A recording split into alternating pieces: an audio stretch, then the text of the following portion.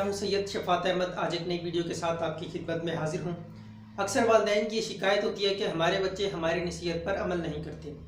इसकी क्या वजह है? इसकी सिर्फ़ और सिर्फ एक वजह है कि जब बच्चों को नसीहत करने का टाइम होता है उस वक़्त बच्चों को नसीहत नहीं की जाती, और जिस वक़्त बच्चों को नसीहत करने का टाइम नहीं होता उस वक़्त बेतहाशा नसीहतें की जाती हैं जिस पर बच्चे अमल नहीं करते।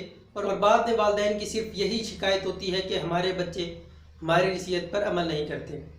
बच्चों को नसीहत करने का असल टाइम क्या है?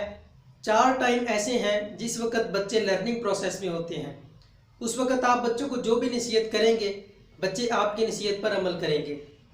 नंबर 1, रात को सोते वक्त। रात को सोते वक्त अक्सर बच्चे कहानियाँ सुनते हैं, और अक्सर माएँ तो बच्चों को बिल्ली चूहों की कहानियाँ सुनाती हैं जिसकी वजह से उनमें वही हरकत पैदा होती हैं। अगर बच्चों को पैगंबरों नबियों के किस्से सुनाए जाएं, सबक आमोज़ किस्से सुनाए जाएं, नसीहत आमेज़ किस्से सुनाए जाएं, तो बच्चों के दिल पर वो नसीहतें असरअंदाज होंगी, तो 100% वो आपकी नसीहत पर अमल करेंगे। नंबर 2, गाड़ी में सफ़र करते वक्त। जब बच्चे गाड़ी में सफ़र करते हैं तो उस वक़्त बच्चे लर्निंग प्रोसेस में होते हैं। अक्सर बच्चे सवाल करते हैं कि ये क्या चीज़ है, ये कैसे है।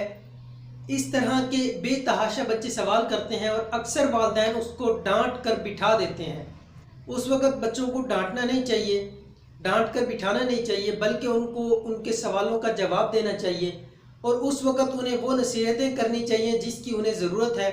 तो वो नसीहतें उनके दिल पर असर करेंगी, वो आपकी नसीहत पर अमल करेंगे और इसका आपको अच्छा रिज़ल्ट मिलेगा। अक्सर तो ऐसा होता है कि वालिदैन जब बच्चे खेलने जाते हैं उस वक़्त नसीहतें करते हैं। उस वक़्त बच्चे लर्निंग प्रोसेस में नहीं होते। उस वक़्त बच्चों के माइंड में ये होता है कि हमें बस खेलना है, और उस वक़्त आप उनके खेल में रुकावट बनेंगे, उनको उस वक़्त नसीहतें करेंगे तो बच्चे आपकी नसीहत पर बिल्कुल भी अमल नहीं करेंगे।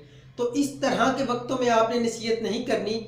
जब बच्चे लर्निंग प्रोसेस में हो उस वक़्त बच्चों को नसीहत करें। नंबर 3, खाना खाते वक्त। जब बच्चे खाना खा रहे होते हैं तो उस वक़्त बच्चे लर्निंग प्रोसेस में होते हैं। अगर आप उस वक़्त बच्चों को नसीहत करेंगे तो बच्चे आपकी नसीहत पर अमल करेंगे।